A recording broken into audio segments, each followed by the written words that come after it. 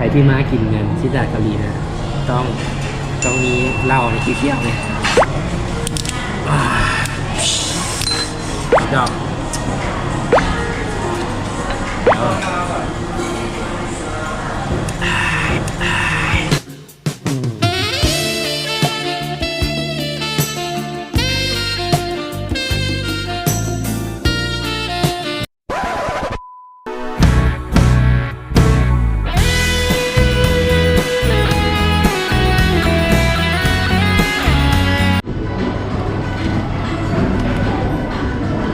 วันนี้ออกมากิน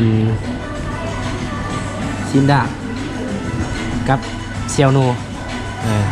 แล้วยืดใส่โนยืดฮันไหนเนี่ยฮันกุกโมเมนต์แฮนกุกฮันกุกเป็นฮันเกาหลี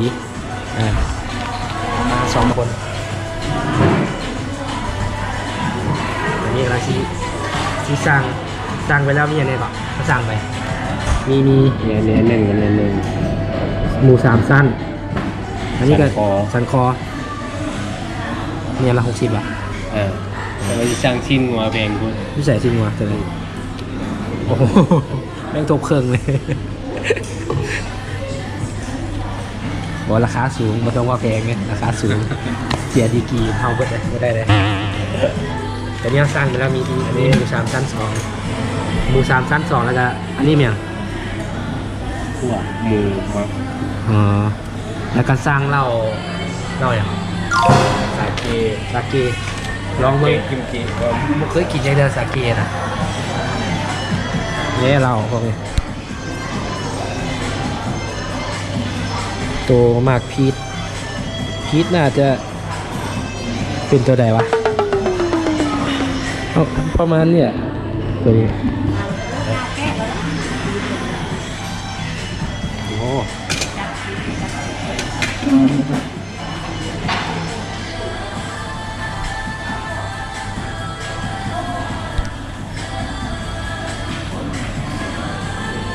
โอ้ไฟฮ้อนขนาดนี้เมื่อกี้สร้างก็ได้แบบว่าให้เราปีกอยู่นอกเพราะว่ามันฮ้อนโคตรนะทีนี้เนี่ยถ้าเธอว่าฮ้อนโคตรเลยระดับความฮ้อนนี่เข้าหน้าเขาเลยก็เปลี่ยนให้กับเจ้าไปปีกอยู่นอกอันนี้เมนูอย่างนี้เป็นเซตว่ะเป็นเซตนึง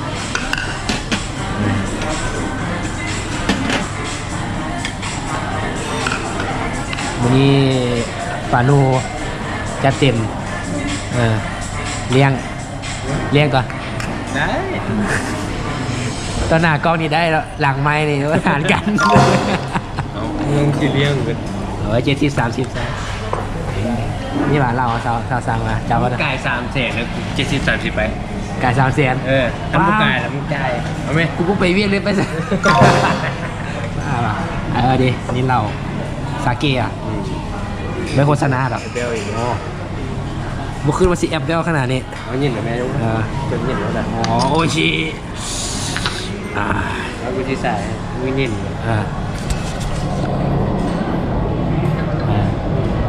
รักเลยใครที่มากินเงินที่ตลาดเกาหลีนะต้องมีเหล้าในขี้เที่ยวเนี่ยสาเกะฟังกัน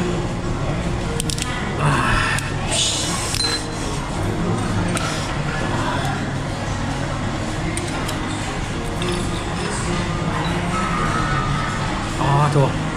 หอมมากี้แล้วแหละขอหน่อยนึงนะพอเมื่อเอาหลายๆแล้วขึ้นภาพมันก็กินเหล้าขาวในบ้านกูก็น้อยกันแหละนะ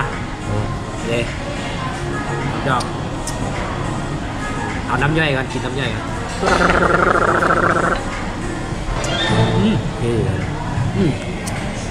มันแบบนุ่มๆอยู่เนาะ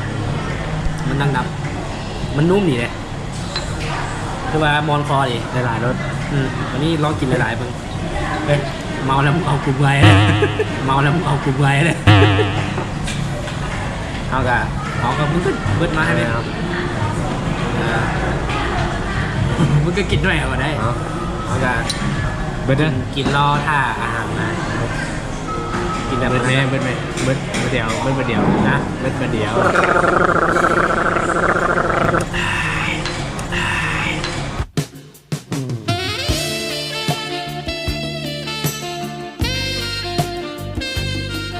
ยอดเลย อันนี้เอามาถ่าอาหารมาเติมจะมีสั่งซีนให้กับจะปีอยู่นอกธรรมดาให้ปีอยู่ในแต่มันนอนโพดแต่ต่อไปมีอย่างอีกมีจะปีก่อน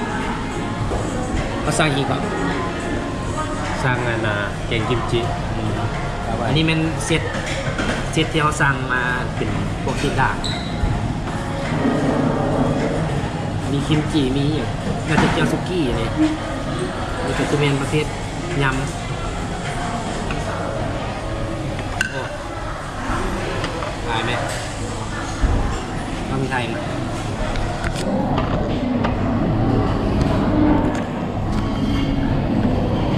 โอ้ลองอันนี้มันสั่งนี่เมนูอย่างไร ก็หมูมัก โอ้มักอ๋อมาลงมือ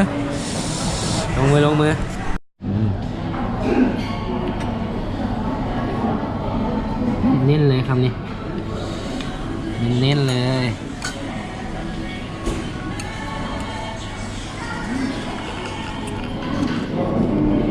เห็นบ่หมูสามสั้น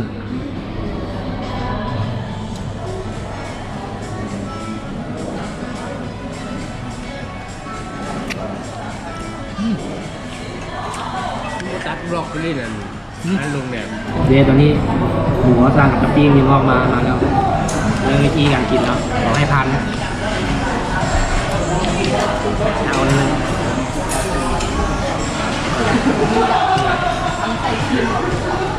จำเจียว ใส่ ก่อน เมมดอกนะ จำเจียวก่อนเอานี่จำเจียว สองตอนแล้วเนาะ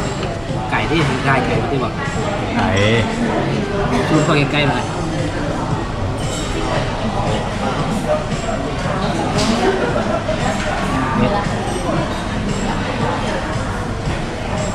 ใส่นี่ไปเลย ไก่บนเริ่มเลย ใส่แน่น้อยๆเนาะ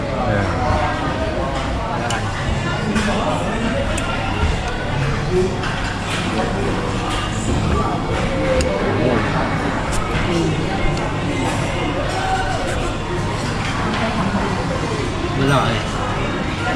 ยังดีกว่า หมดแล้ว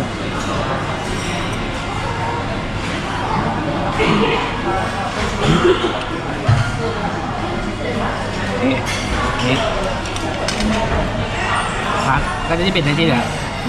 นี่มากินปลาตัวแดงสัตว์ มุมครบเบิดเลย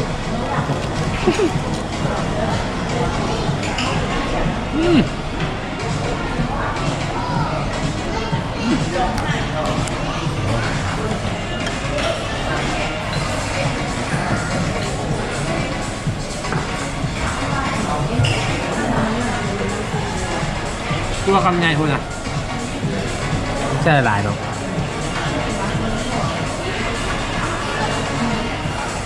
แบบหมูแบบจุ่มๆเลยโมใหม่มันจุ่มๆเลยน้ำเหล้าแบบ